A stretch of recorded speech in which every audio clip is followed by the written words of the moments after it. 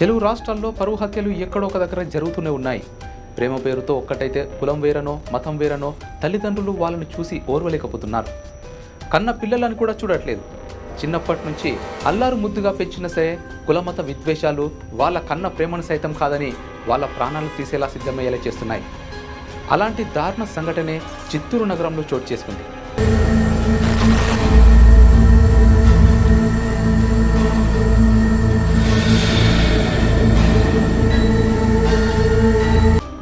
మతాంతర వివాహం చేసుకున్న ఓ యువతి పుట్టింట్లో అనుమానాస్పద స్థితిలో మృతి చెందింది. ఆ భర్త తన భార్యను పుట్టింటి వారికి అప్పగించి తిరిగి వచ్చిన మరుసటి రోజే చనిపోయింది. ఇది పరువు హత్యగా పోలీసులు అనుమానిస్తున్నారు. చిత్తూరు పట్టణానికి చెందిన యాస్మిన్ బాను అనే యువతి చిత్తూరు జిల్లాలోని పూతలపట్టకు చెందిన సాయితేజను ప్రేమించింది. ఆ విషయం తెలుసుకున్న ఇరు కుటుంబాలు వారి వివాహానికి ఒప్పుకోలేదు.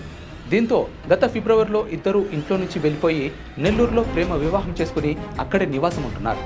కాగా ఇటీవల యువతి తండ్రికి సీరియస్గా ఉందని కుటుంబ సభ్యులు ఆమెకు ఫోన్ చేయడంతో యాస్మిన్ కన్నవారింటికి వచ్చింది.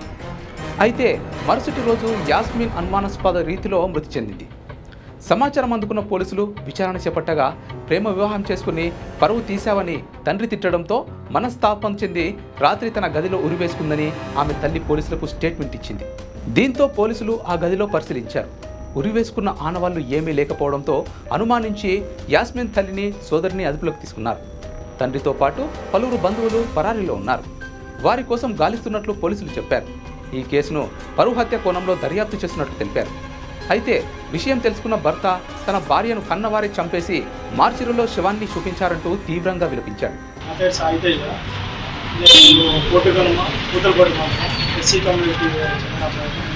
అమ్మాయి పేరు వచ్చి షేక్ యాస్మిన్ బాను. తను ముస్లిం కమ్యూనిటీ. నేను బీటెక్ కంప్లీట్ చేసాను, తను ఎంబీఏ కంప్లీట్ చేసింది.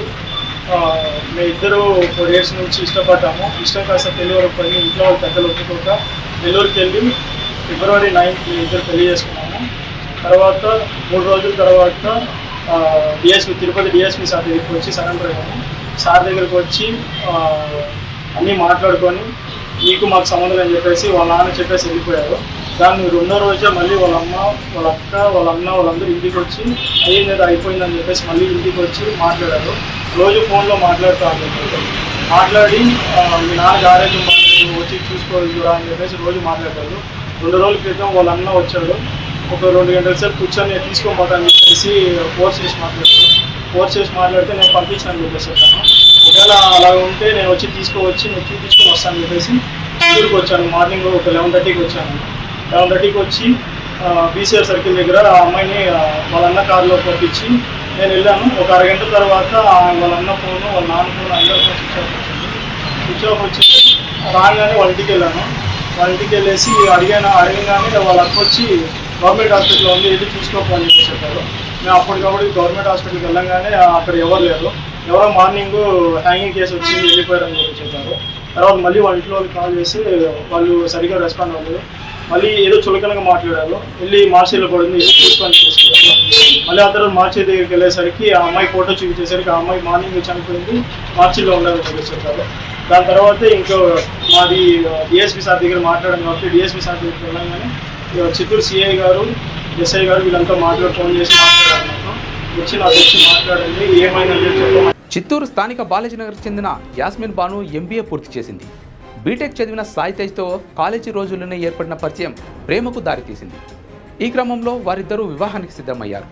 అయితే సాయితేజ ఎస్సీ వర్గానికి చెందిన వారు కావడంతో ముస్లిమైన యాస్మిన్ తల్లిదండ్రులు షౌకత్ అలీ, ముంతాజ్ అంగీకరించలేదు. దీంతో వారు ఈ ఏడాది ఫిబ్రవరి 9న నెల్లూరులో వివాహం చేసుకున్నారు. అయితే తమ తల్లిదండ్రుల నుంచి ప్రాణహాని ఉందని, తమకు రక్షణ కల్పించాలని అదే నెల 13న తిరుపతి డిఎస్పీని కలిసి కోరారు. దీంతో పోలీసులు ఇరు కుటుంబాలను పిలిపించి కౌన్సిలింగ్ ఇప్పించి పంపించారు. కొద్ది రోజుల తర్వాత యాస్మిన్ కుటుంబ సభ్యులు ఫోన్లో కుమార్తెతో మాట్లాడడం మొదలుపెట్టారు.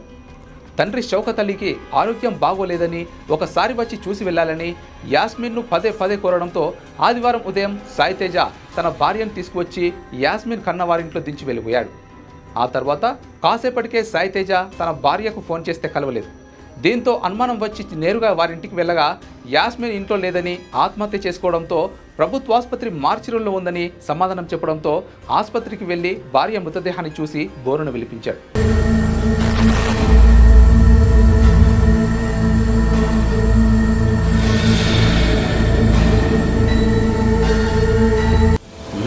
తెలుగు మరియు ఇంగ్లీష్ అప్డేట్స్ కోసం ఇప్పుడే క్యూ న్యూస్ అఫీషియల్ యాప్ ని ప్లే స్టోర్ నుండి డౌన్లోడ్ చేసుకోండి. సరికొత్త సమాచారాల కోసం క్యూ న్యూస్ వెబ్సైట్ ని ఫాలో అవ్వండి. ఛానల్లో ప్రాంతీయ, జాతీయ, అంతర్జాతీయ వార్తలు వీక్షించండి. లైక్ చేయండి.